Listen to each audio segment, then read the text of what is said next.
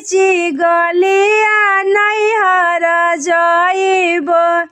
सवना भदौआ के किचिमिची गलिया नैहर जइब। हम तीजिया भूखन के नैहर जइब। पिया तीजिया भूखनवा नैहर जइब। जहु तुहु धनिया हो जाइबो नैहरवा राखी के जइहा।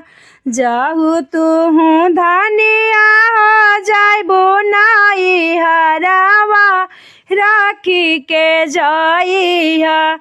अपना मांगे कटिकावा राखी के जइहा।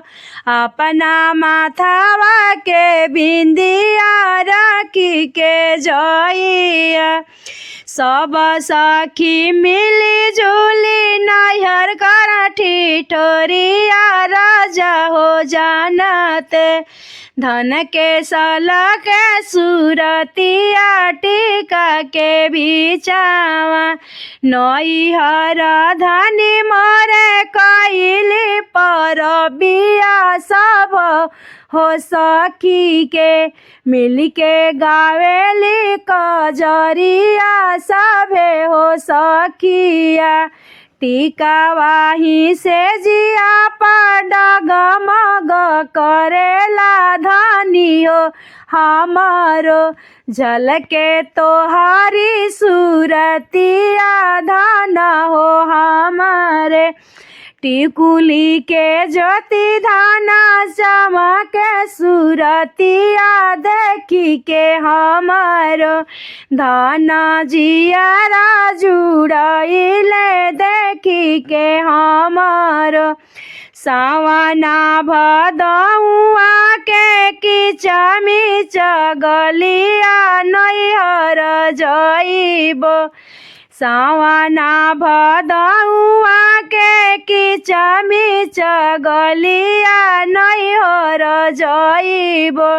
पिया तीजिया करनवा नैहर जइब।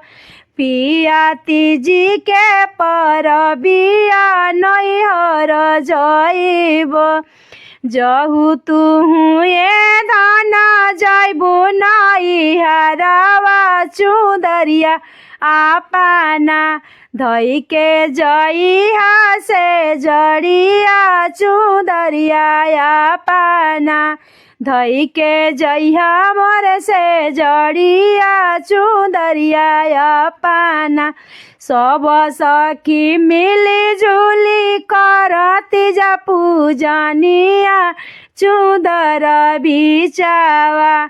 धन के झलके सूरतिया चुदर बिचावा। देखेले पियावा हो धन के चुदरिया मनहि माने ना। पियावा धरेले धीरा जावा मनहि माने ना। पियावा धरेला धीरा जावा मनहि माने ना। चुदरी भीतरे धना चमके सूरतिया चुदर के बिचावा। झलके तोहारी सूरतिया चुदर बिचावा।